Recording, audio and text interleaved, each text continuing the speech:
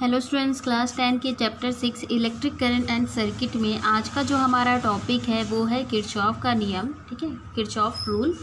देखिए, इस नियम के अनुसार क्या है कि किसी बिंदु पर आने वाली धाराओं का बीजगणितीय योग उस बिंदु से जाने वाली धाराओं के योगफल के बराबर होता है। ठीक है, इसको हम दो डायग्राम के थ्रू समझेंगे।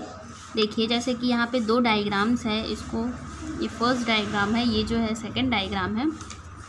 अब देखिए, मान लीजिए यहाँ से कोई धारा आ रही है। ठीक है, यहाँ से कोई धारा आ रही है, कौन से बिंदु पर? बिंदु ए पर। ठीक है, बिंदु ए पर धारा आ रही है और ए पर आने के बाद वो तीन भागों में डिवाइड हो जाती है। ठीक है, तीन भागों में क्या हो गई? डिवाइड हो गई। कोई विद्युत धारा आई आ रही है यहाँ से, ठीक है, और वो ए पर आने पर, ठीक है, बिंदु ए पर आने पर वो क्या होती है? तीन भागों में डिवाइड हो जाती है। इस वाले में देखते हैं कि यहाँ कौन कौन से में डिवाइड होती है। अच्छा, इसमें I1, I2 और I3। ठीक है, तो इस तरह से कोई विद्युत धारा आ रही है, वो बिंदु ए पर आती है और उस ए बिंदु से वो तीन भागों में डिवाइड हो जाती है, I1, I2 और I3 करके। ठीक है, उसी तरह यहाँ पे मान लेते हैं हम, ये है बिंदु बी। ठीक है, इसमें बहने वाली धारा ये हो जाएगा I1, ये I2 और ये I3। ठीक है, तो इस तरह से बिंदु बी पर, ठीक है, वो जो धारा है आ रही है। ठीक है, तो इसमें अगर हम इस डायग्राम को देखें तो हम क्या कहेंगे? I is equal to I1 plus I2 plus I3, है ना। यहाँ बिंदु ए पर कोई धारा I आ रही है और वो तीन भागों में डिवाइड हो रही है, तो I1 plus I2 plus I3। ठीक है, और यहाँ पे क्या है?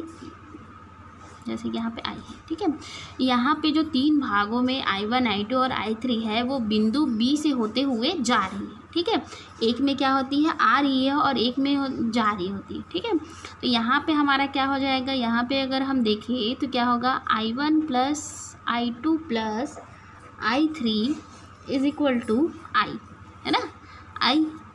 तो देखिए, यही बोला जा रहा है कि किसी बिंदु पर आने वाली धाराओं का बीजगणितीय योग, ठीक है, इसका योग उस बिंदु से जाने वाली धाराओं के योगफल के क्या होगा? बराबर होगा।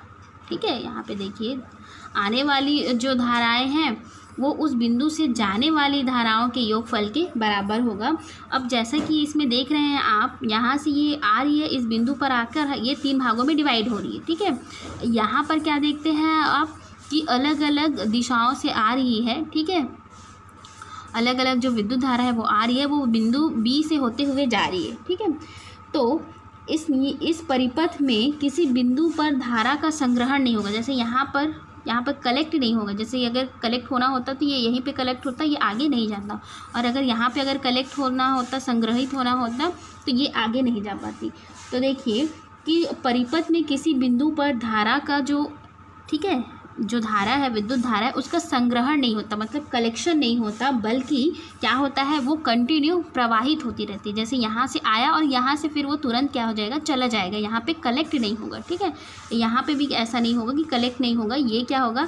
ये इस बिंदु पर आएगा और इस बिंदु से होते हुए फिर गुजर जाएगा। ठीक है, तो जैसे कि किसी परिपथ में किसी बिंदु पर धारा का संग्रहण नहीं होता है, बल्कि वो क्या होता है? कंटिन्यूअस फ्लो होते रहता है। ठीक है, सतत प्रवाहित होते रहता है। तो ये जो नियम है वो आवेश संरक्षण के नियम के अनुसार है, और इसी नियम को क्या कहते हैं? संधि नियम कहते हैं। ठीक है, इस प्रथम नियम को क्या कहते हैं हम? संधि नियम या फिर धारा नियम कहते हैं। ठीक है,